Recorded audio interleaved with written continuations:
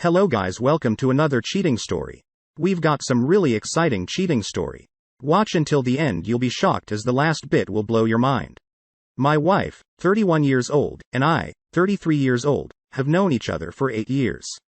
Thank you for taking the time to read this, but also please bear with me as I haven't slept properly in the last few days and my head's been spinning around like crazy. My wife went on this work trip abroad with a few coworkers. First couple of days they were all staying at a hotel. And even though she had very busy days, at the end of the day she always took the time to FaceTime me. Everything seemed fine. On the third day, 2 days ago, they moved to a different location to work on a big project with other local coworkers. The day was stressful, so she didn't contact me throughout the day. She wrote to me hours later at around 11 p.m. This time saying that she was going to the sauna with the female friend she was supposedly sharing a room with. Let's call her V. She's from abroad. The sauna is in the compound they're staying at and it's something common to do in the country, except it was quite late for that. Given the long day they had, it was understandable when she wrote to me 2.5 hours later at 1:30 a.m. saying she was going to sleep. She said she was going to write back to me when she woke up, that she loved me and that was it. No mention of being tired, no mention of not being able to do a call. No mention of what she had been doing for the last 2.5 hours.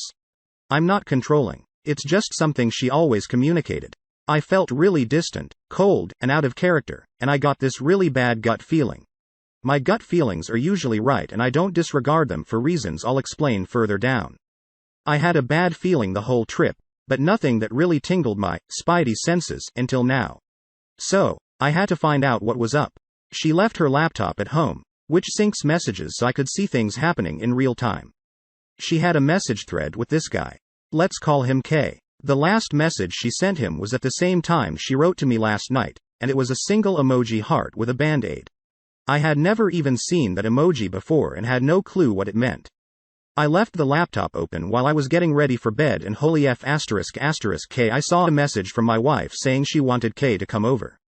At this point my heart is racing, like crazy. I'm shouting, I'm crying. I'm devastated because even though I had a bad feeling, my wife was the last person on earth I ever thought would do something like this.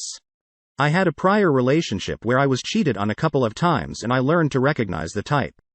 My wife was either the complete opposite or she just excelled at hiding it. So, I'm running through all these scenarios in my head. Maybe room 3 is something else and they're going to party with other people a bit more. But why write only K? Maybe he's going through some stuff and needs to talk. Maybe she's asking K to come to her room for V, the roommate. But why didn't they write K in the first place? What would K do with V and my wife in the room anyway, barring any kinky stuff? Is my wife even staying in the same room as V? She told me she was a week before she left but they could have switched. While my mind is still racing, I see that K's message hasn't been delivered. Maybe he didn't have power on his phone. 1 hour later, K replies that he's on his way. The message was left unread so I thought my wife was asleep. He'd knock on the door and receive no answer so he'd go back and write to her again. But the message stayed unread for the next 7 hours, during which I forced myself to stay awake because it was the only way I could see anything happen. Then, in real time I saw the whole thread get deleted. At this point, the few legitimate scenarios I was holding in my head completely vanished. 1 hour later, my wife writes another coworker saying she has a case bone. K and my wife didn't write to each other the whole day. Now the reason why I had a bad feeling the whole trip was because a couple weeks earlier, my wife, a friend, and I went out for drinks and met her coworkers. I had met a few of them prior, but not K. I heard of K in passing and I don't think she even worked directly with him, which made sense as to why I would always hear much more about the other coworkers. We go to this bar, we're dancing. K is holding something in his hand, which my wife takes from him and puts in her pocket in a teasing way. And that's when I had my first gut feeling. She's acting very differently towards this coworker versus everyone else. We all go outside. I'm talking to someone else and she's talking to K. She's very close. She touches his arm for 2 seconds too long. A couple of minutes later they hug. I'm pissed because this whole week she had been overworked going out with her coworkers and showing little affection towards me. But she's doing it towards this guy. We go home. I say exactly that and I'm going to sleep on the sofa. She blows things out of proportion and packs things in a bag and says she's going to a hotel. It's too late. The hotel will check her in. So I say, go ahead. She leaves, but I don't hear the door downstairs close. She left her iPad at home where she's logged into Instagram. Not proud of it once again. But I had to see what's up. I see a thread with her making some plans for a drink with this other guy she hasn't seen in years, but it didn't seem that suspicious as far as I know. They've always been just friends. I told her that's a lie. Then she says they didn't really make plans. I told her I saw the messages. She keeps denying it, never saying that it's just a friend or something. Then she switches to how dare I doubt her again, and she's so stressed at work. She says she's sorry she's not enough, she can't be everything to everyone. I tell her if I misunderstood something that she can come upstairs and we can clear it up. She comes but again doesn't clear or admit anything, and the convo is all about how she isn't enough. She was crying uncontrollably. I felt bad. So I went to sleep next to her because both of our weeks were quite busy. We won't talk about it again.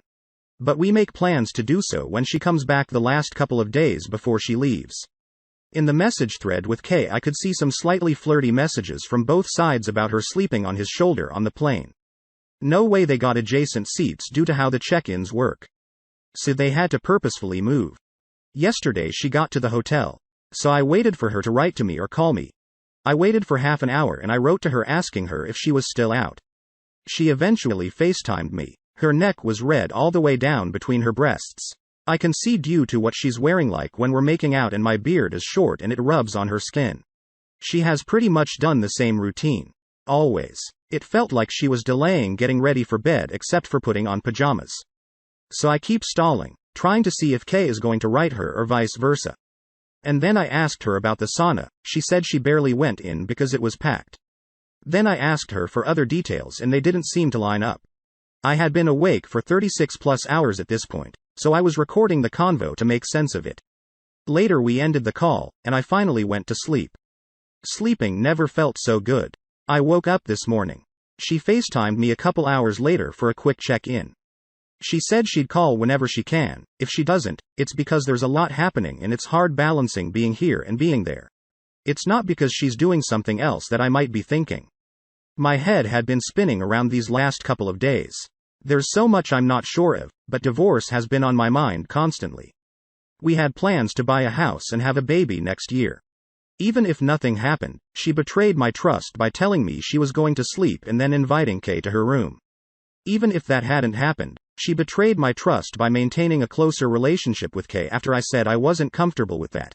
She's risking her career. I'm sure her coworkers would be suspicious by now in her relationship, and I can't really live the rest of my life looking at every single thing as a possible sign of cheating. She had 2 symmetrical spot bruises on her thighs that I only noticed a couple of days after she went out with her coworkers that she couldn't explain. And I sure as hell didn't cause them. But at the same time, I feel like this is all too weak as evidence for a divorce. Our accounts are separated, logistics reasons too long to explain. So it's not that simple. Even the car is in her name. I can't just threaten divorce or discuss it with her because I'm afraid she'll move the money and I'll have to start from scratch, and ultimately I'm heartbroken because damn, I love her so much. She's the love of my life, my soulmate. But I also feel like the person I love isn't there anymore, and all it took was a couple of days. I really don't know what to do next. What if I'm wrong? She's now being very flirtatious with me over text. She hasn't been like this in weeks. She's been working from home since she joined the company in January. So she's only met her coworkers maybe 3 times in person. There's no new apps purchased on the App Store that I can see. But something occurred to me. They both use Slack for work, which is much more convenient and high double than starting to use a separate app. She called me again. She's back at the first location, staying at the hotel, working from the office all day. One of the first things she told me was that her arm was bruised and she might have bruised it at another location, but doesn't really know how I could see it on camera because it was too dark. She then said I'm all bruised up. Well, not all bruised up. Just this bruise, weird. November 4 update below. Hello everyone. I tried posting this from my other account because I was on my phone and I really needed to share this with y'all. Also, I know many of you were concerned and I've been radio silent, but I got filtered out by bots. Sorry for taking so long to update y'all. Since my last update, we kept going back and forth. I tried pressing for more details. She kept denying, crying, saying that she's sorry that she cheated. She lied. She was a piece of crap. She would do everything for us to be together again. She would beg. I went down 2 holes in my belt last week. I guess I'll finally have a 6-pack. So I decided Monday was going to be self-care day. I went to lunch at a small village next to where I was staying with no plans, and I was drawn to the scent of wood, oven-cooked bread and food, and I went in and sat down with only 2 tables inside. The other one had 3 old ladies taking their time eating and talking. A neighbor came by, and they chatted. They made me smile for the first time in a bit, and reminded me of how simple things can be. Then I went for a massage, possibly the most transformational massage I've ever had. The knot in my stomach was gone. My mind was a bit clearer. Then I went back to the hotel because she had sent me an email with detailed timelines earlier that day and I hadn't read it yet. I sat down at the bar, got myself a virgin pina colada, no alcohol since this all started. I needed my mind clear. I read the email. It detailed so many aspects and checkpoints of her day, including who she took an Uber with when she went to the bathroom, stuff like that. But the details on what mattered were the same, and somehow she didn't seem to remember at which point she called me or when she told me she was going to sleep. All of this is easily confirmed. This is where it became excruciatingly clear. There's no coming back from this. I still tried, y'all. I sent an email with all 3 versions of increasing admission of initiation responsibility, nothing else. And she brushed it off as these are the things I remember, and I just remembered other details. I asked to meet her the next day, Tuesday, and her best friend should be there both for support and as a witness. No contact was hard. We kept talking. I kept asking why V would open the door for someone if there had been no talk, no signs, nothing asked if they hadn't talked in the morning. She told me V and K said she called me. She then told me V was hitting on him, sat on his lap at the sauna, and V might have thought it was for her.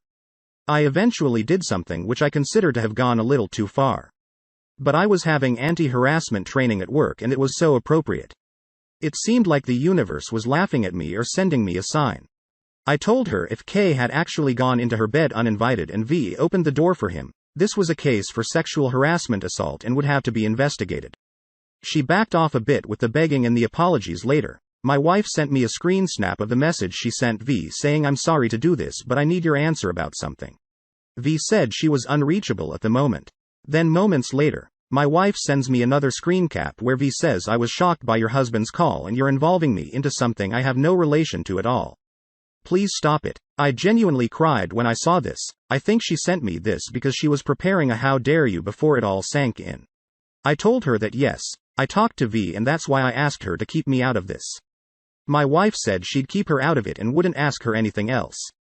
I knew meeting my wife in person was going to be hard, but I had to tell her how she made me feel in person. And I wanted to give her one last chance to say something. Anything. I wrote a text because I knew I couldn't go by memory, and if I went by heart, I would be too hard on her. So I zoomed out, told her what I went through, the damage it caused, the pain that lingers, the scars that will leave. She left her friend's place. Her friend asked me if she had lied like this before. I thought she was going for an out-of-character approach. But no, she tells me she knows how good of a liar she is. She gave me a possible explanation of where it stems from. She believes in self-development, and so do I. I told her about my ex. I told her about why I can't possibly ever go back to it. She told me my wife lied and told her 2 different versions about what happened. And it made me cry. I'm glad she's here for her. Later that night, my wife sent me another series of texts which implied deleting herself, asking me to send stuff to her parents to send her my bank account info so she can send me everything. Then later she told me she'd talk to my lawyers today. I told her I couldn't deal with it all. She wrote to me and I will read it today. She told me that it was okay that I should focus on work.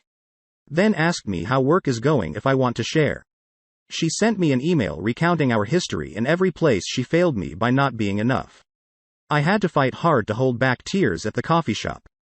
She invited me to a shared iCloud album titled Love Haven't Accepted. Come back for part 2. I now understand why no contact is important. I read the texts between her and Kay often because I have a tendency to forget and let go, and I need to remind myself that this happened, that it was real, and I know what she's going through now is legit, but so is what I went and I am going through. Y'all will say this isn't healthy, but it's how I know how to deal with it right now. Thank you for staying with me this whole time. I couldn't have done this without you all. There will be days when I'll doubt my decision and I'll come back to this crazy soap opera and your words of advice, encouragement and support. November 4th update. Hey, everyone. I know I said I didn't care about the truth, but the fact is these things randomly pop in my head when I least expect and I go down the rabbit hole. I need them to remind me that all of this was real and she can't sway me into thinking this wasn't premeditated and it was work stress, etc. This time the rabbit hole might have been the most productive one, yet some of you might recall one of the convos from the original post between my wife and Kay, the convo about the book and gum. Where's your book? Is it there? Maybe you can deliver it to my room. Bad idea. I said you can. I didn't know how good the idea was. The book is here already. Glad you've got it already unless you want to give the other book.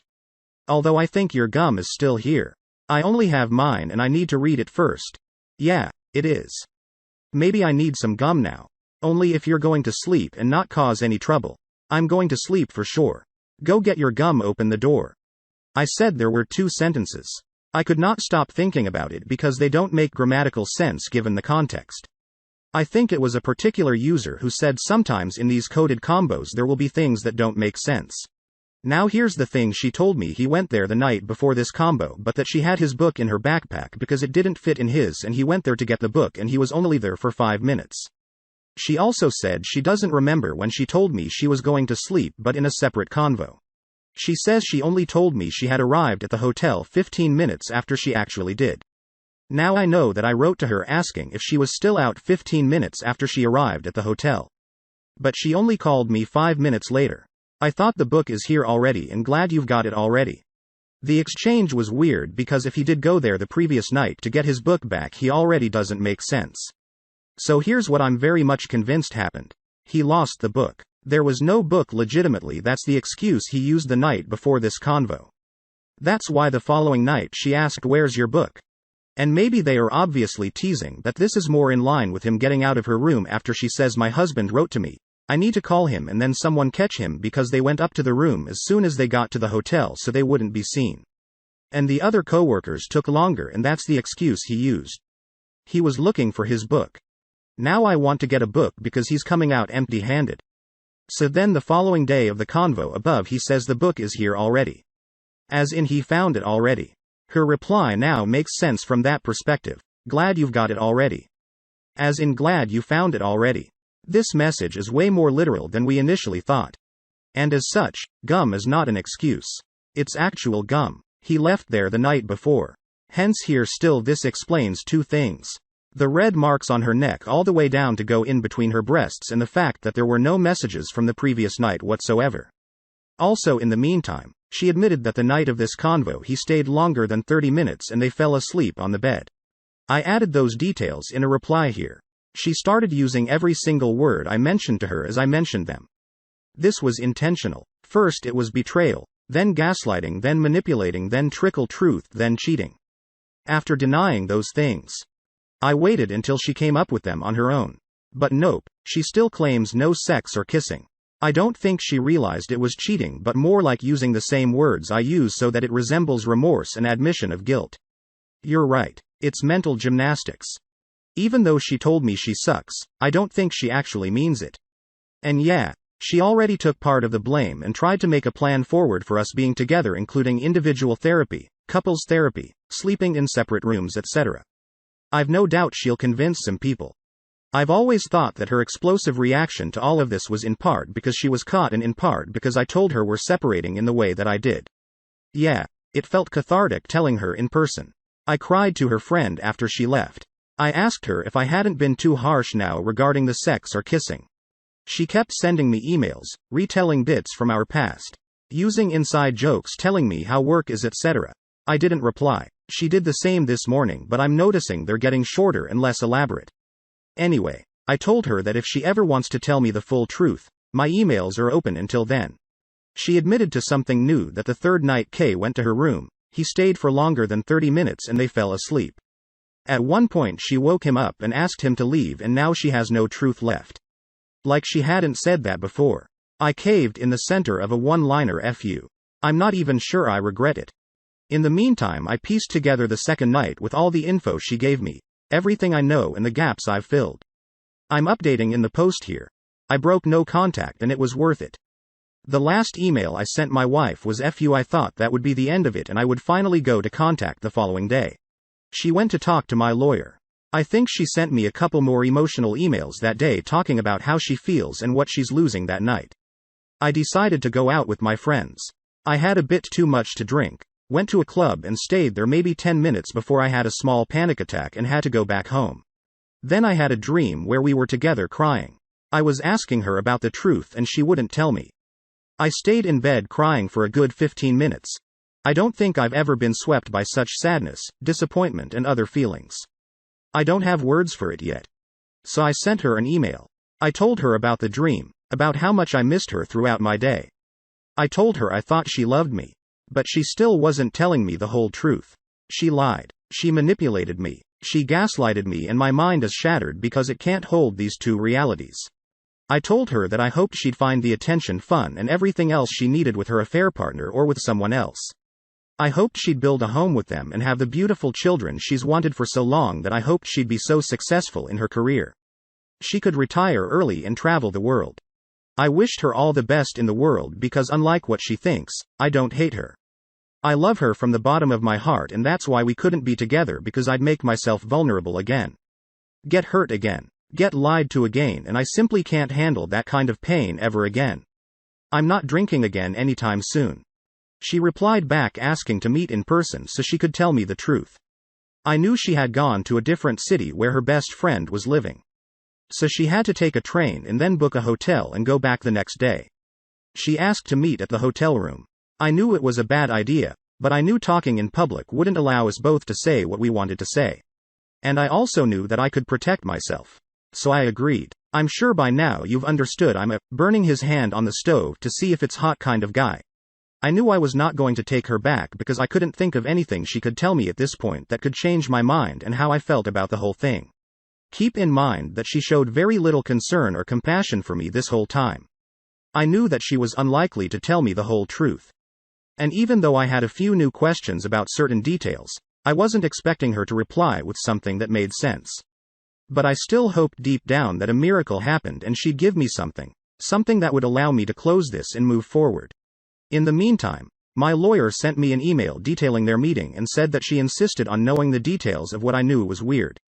So yesterday, before I entered the hotel, I started recording video and had a separate audio recorder in my jacket pocket so that I had proof of what happened in the room and where I went after my whole day is accounted for.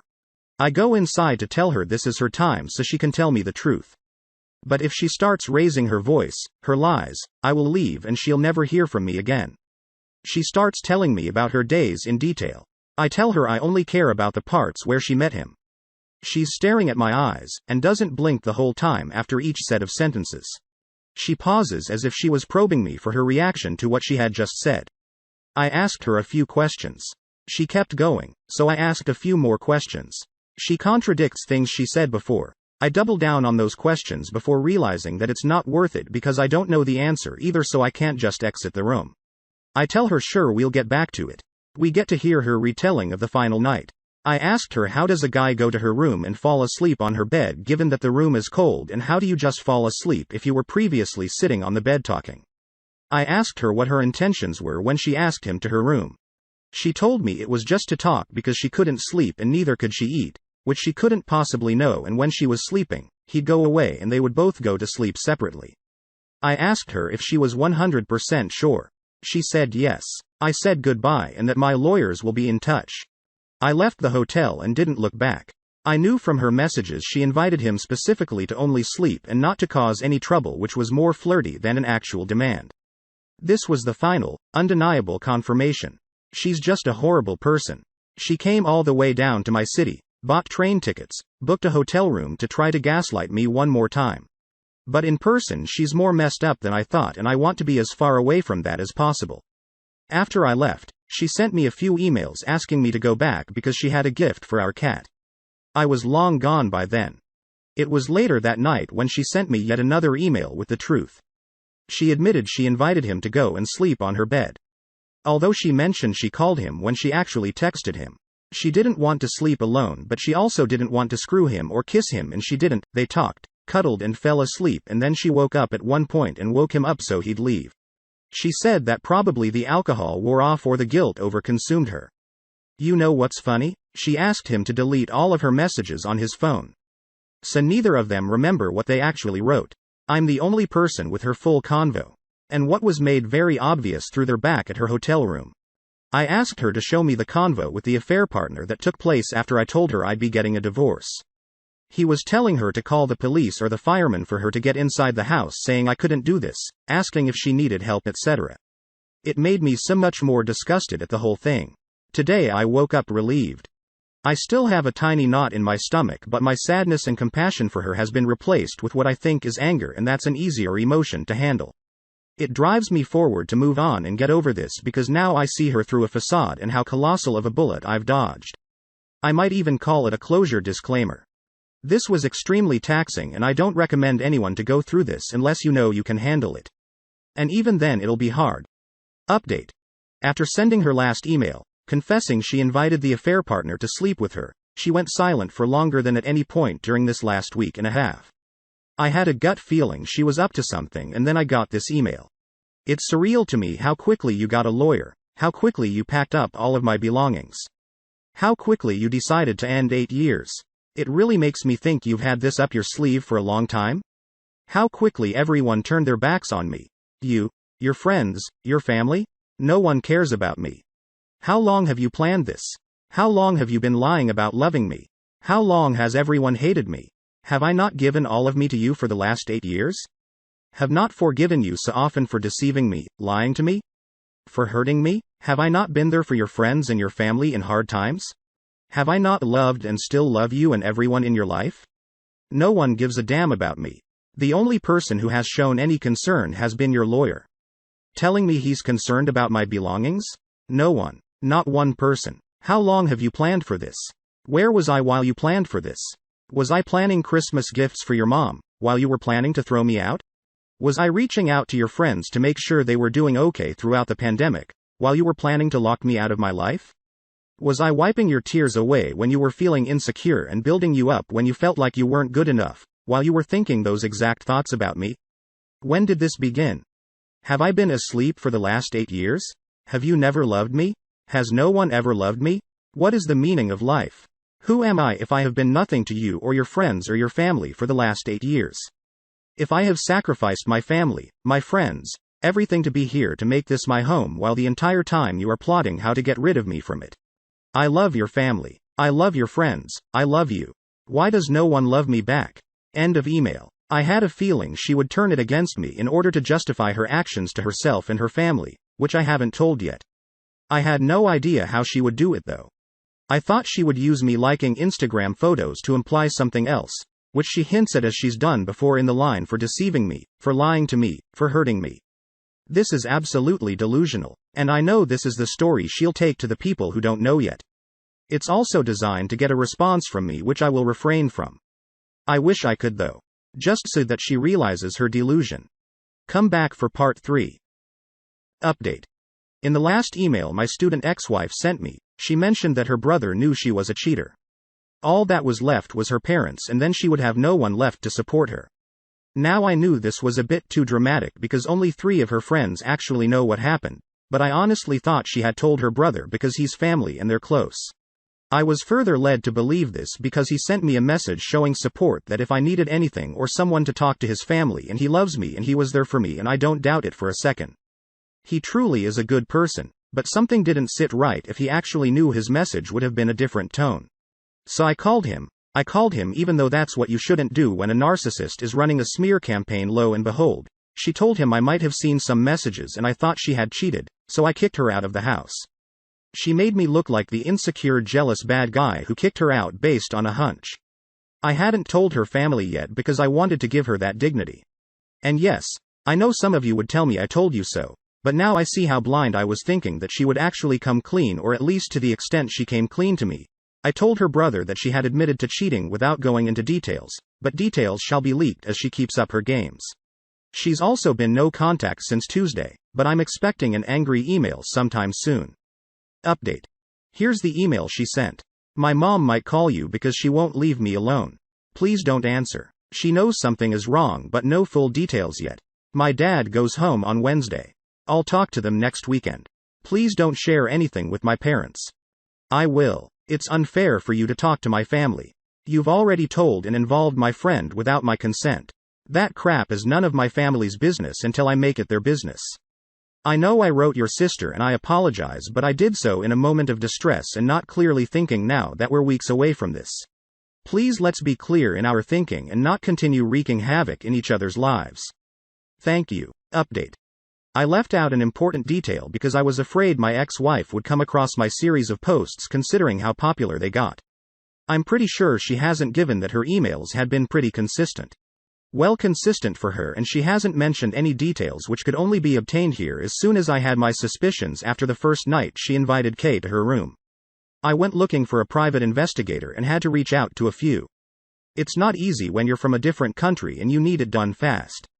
Most didn't reply.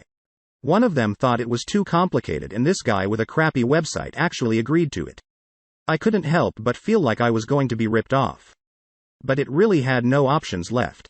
I knew it was going to be too expensive to have him follow her the whole day, and it wouldn't give me anything new considering what I already knew. So I had to come up with a better plan. I knew that if she had invited Kay to her room, she'd do it again. I talked about this with the PI, but he said there wasn't much he could do because he didn't want to break into hotel rooms to bug them and whatnot. And that was too risky. I told him there was no need to break in. We would just have to wait for her to invite Kay, and then a PI could go and record whatever happened in the room from the outside. He agreed after I sent him a nice chunk of money up front.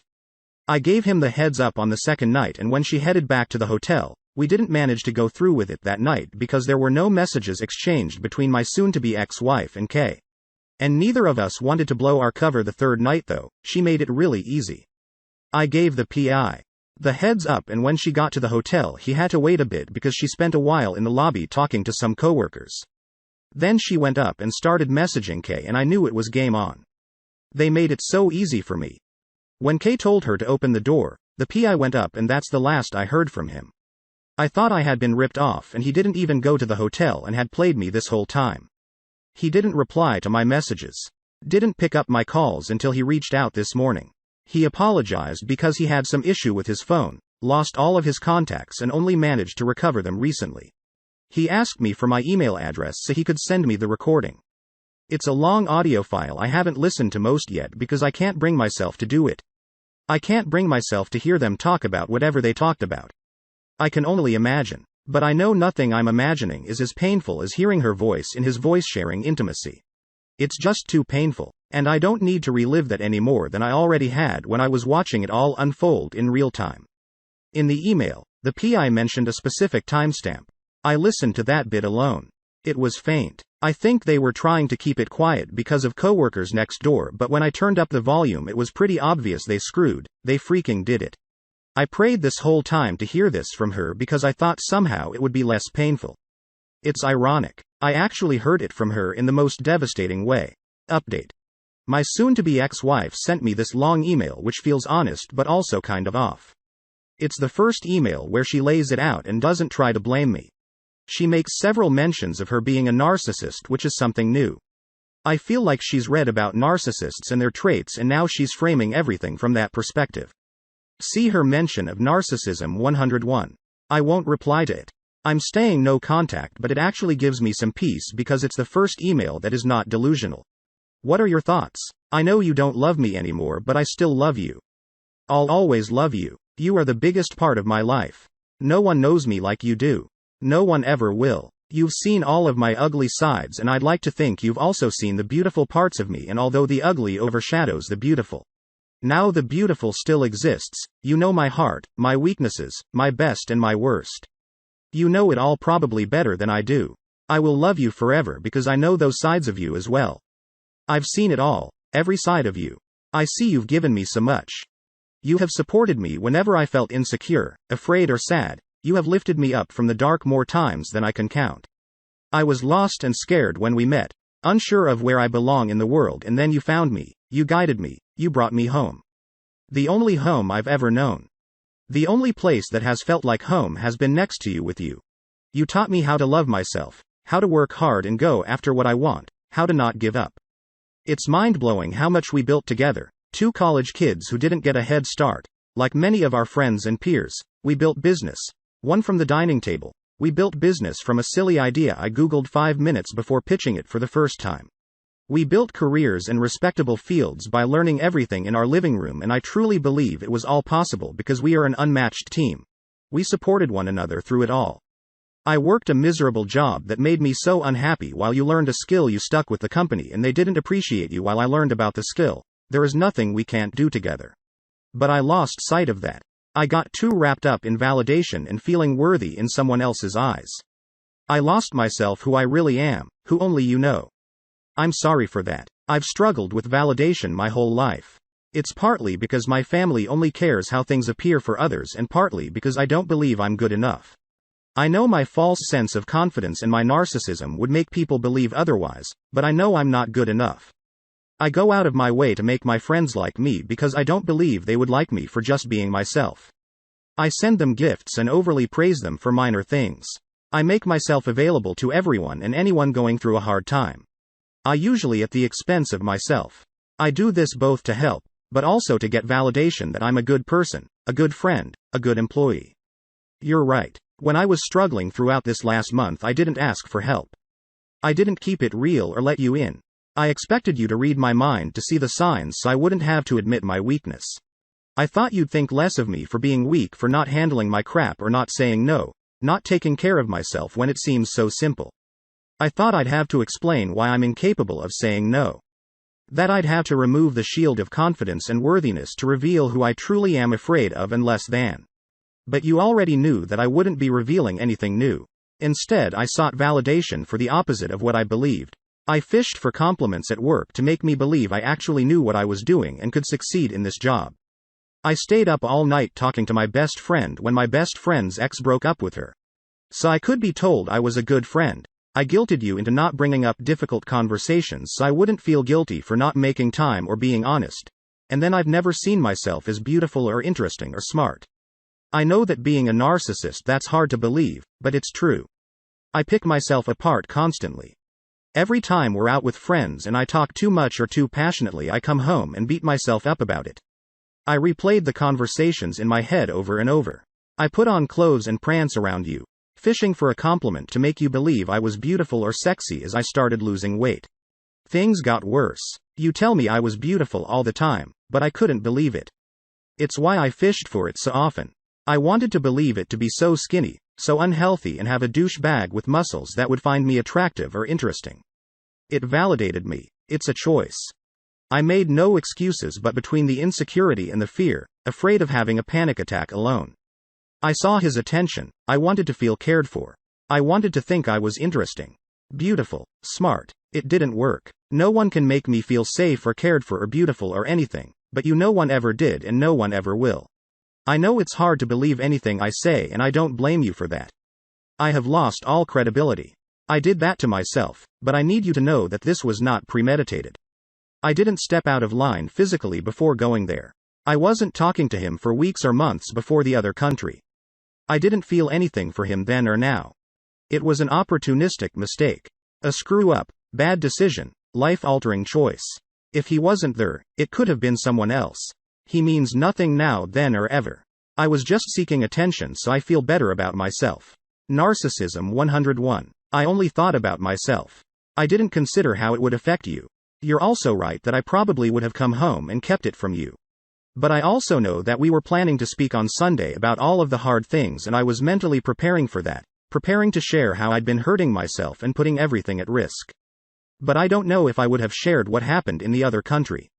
It's so unfair that I committed to trying everything before throwing this away, and then I didn't follow through instead of relying on my best friend, the best person in my life. I instead hurt you. You're an incredible man. A one of a kind. I'm sorry. I didn't appreciate it enough. End of email. Alright, I think it's time we get some community comments. IRL Dean says, my thoughts are that she's trying to make herself feel better by showing you what was going on inside of her head prior to cheating on you. One thing about narcissists that I know is that they do not understand the effect that their behavior has on people. Sure, people can change, but how much can we really believe that they have? You mentioned that this is the first email that isn't delusional. It could be a way for her to manipulate you more into thinking that she deserves a second chance. The next thought comes from tinfoil hats and bats. Exactly. This is merely to alleviate guilt and rationalize her thought process. It's not an actual apology or demonstration of understanding any of what Op is feeling or the damage she caused to him. It's all about her. She's blaming narcissism for her selfishness, and it's a convenient excuse. Clinical narcissists are like 1% of the diagnosed population, and they don't ever admit it. She's just a selfish person with excuses. Poor coping and cognitive gymnastics are not the same thing. The OP responds to the first email that isn't delusional. But yeah, there is still not much understanding for what her behavior caused. It's all very me. Her justification makes sense, but it still doesn't feel genuine, 8607 says. Yeah. I skimmed through that and I couldn't find her confession. Not one. This wasn't her being completely honest. This was her begging you to make her seem like she's a better person. Send her the audio clip and ask her to admit it if you even want to talk to her anymore. Edit. Even better. Just reply with a simple "I now have proof," then watch her squirm, trying to figure out how. Why, when you could possibly have gotten proof. Update. Just wanted to give you all a quick update. I've been radio silent for a bit because posting here and replying to y'all was keeping me stuck in the loop and reliving the whole thing again and again. There were days where I barely did any work. On the other hand, I couldn't have done this without all of your support. So thank you. Seriously, I've been doing therapy once a week and it's been really helpful. Gym 4 times a week, started going to a climbing gym, and started redecorating the house. It's extremely hard for me to work from home, so I'm moving things around. Today is probably the first day when I've been able to bring myself to work again and really focus. Been going out on the weekends. But I always go home before my friends because I'm learning how to enjoy the weekends better. They were the hardest, the loneliest, enjoying going out and drinking less because honestly alcohol does not help at all. I have so much to work on myself and to bring myself to a point where I can be a high-value partner. But I'm also at a point where I know that going back to her would throw all that work I started away. Maybe it hasn't been clear from my posts, but reconciliation was in the back of my head at one point or another. Not anymore. I've started the divorce process a couple of weeks ago, waiting for the papers to be translated, and at some point they'll get in touch with my soon-to-be ex-wife. I'll update again when the divorce is finished. Thank you so much for sticking with me throughout this update. Progress is far from a straight line. For some reason my posts on r/arriving infidelity keep getting auto-flagged. Come back for the last part.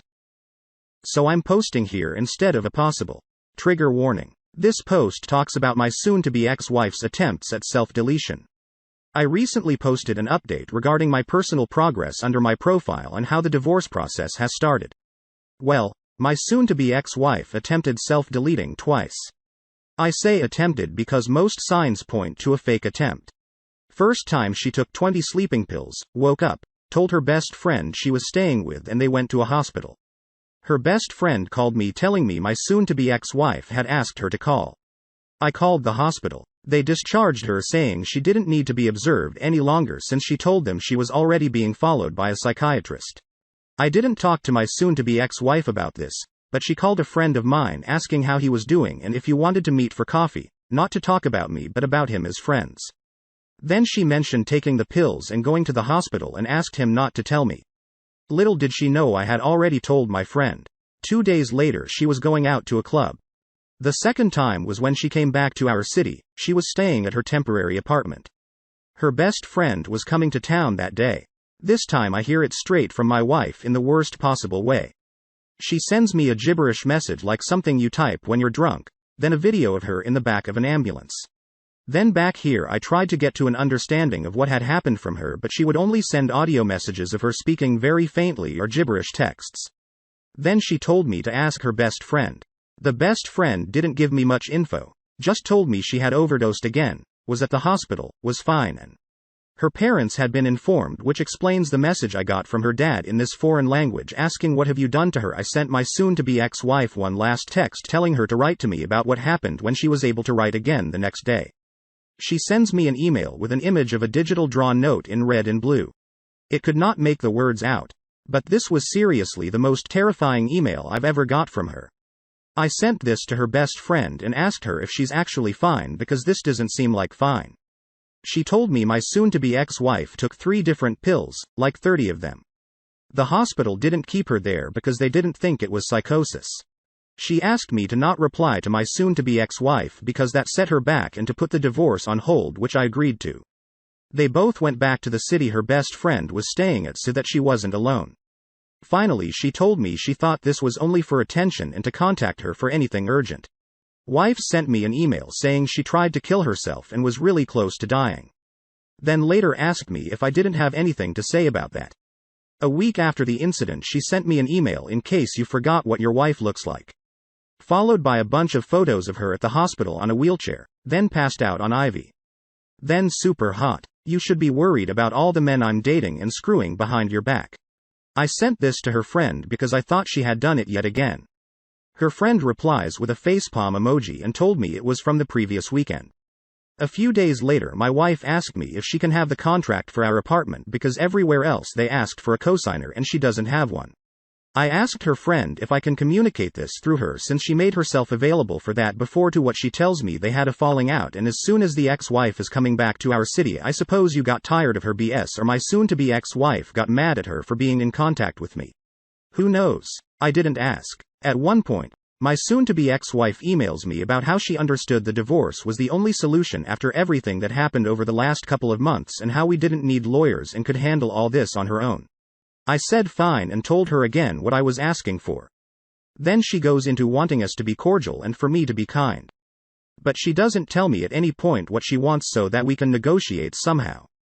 She asked me how I got to those numbers and I gave her undeniable proof that I'm actually asking for too little given all my contributions, monetary and otherwise. She never talks about this again. Days later, one of the coworkers who was on the trip called me to see if he could help.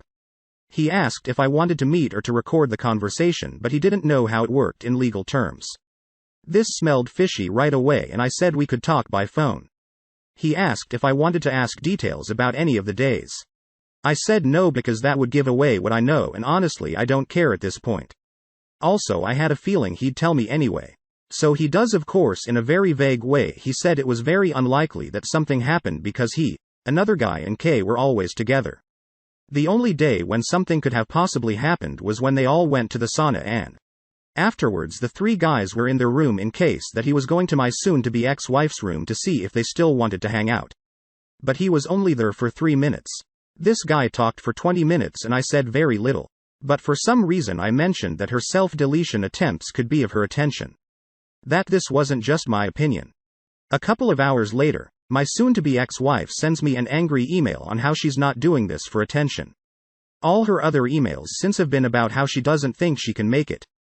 She's not worth it, she's a piece of crap, etc. She has an appointment to renew her visa a month and a half from now, which is the only thing standing between the divorce. At this point I had to type all this out and share it with y'all because I feel like I'm gaslighting myself, feeling pity for her and getting softer. The thought of somehow getting her back to the house until she gets help has crossed my mind.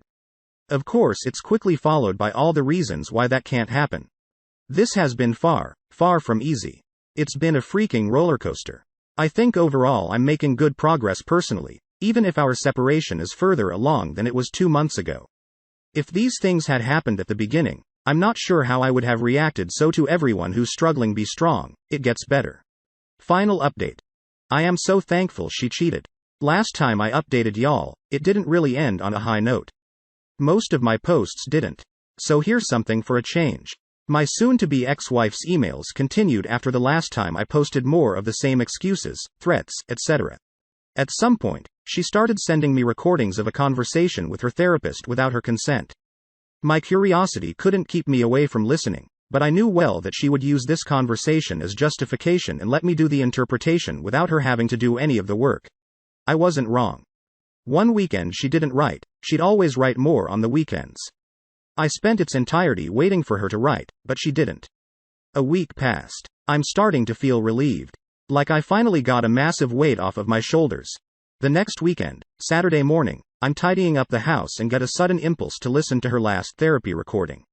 I listened to the whole full hour and again, more of the same victim blaming, blame shifting, gaslighting, etc. But in the final minutes she says, "You know what, F him," and that was it. F him. Well, F you. I said out loud, laughing. The weight was completely off on that same day. I installed a new dating app and swiped on a few profiles, just to see what's out there later that day. A friend was asking me, "How is the dating world?" And I said dating is the first thing away from my mind, and I'm pretty sure I'm going to be single for the rest of the year. I had been on Tinder and quickly grew tired of all the small talk and attention seeking. When I woke up the next day, I had a few matches, one of them from a girl who really caught my eye.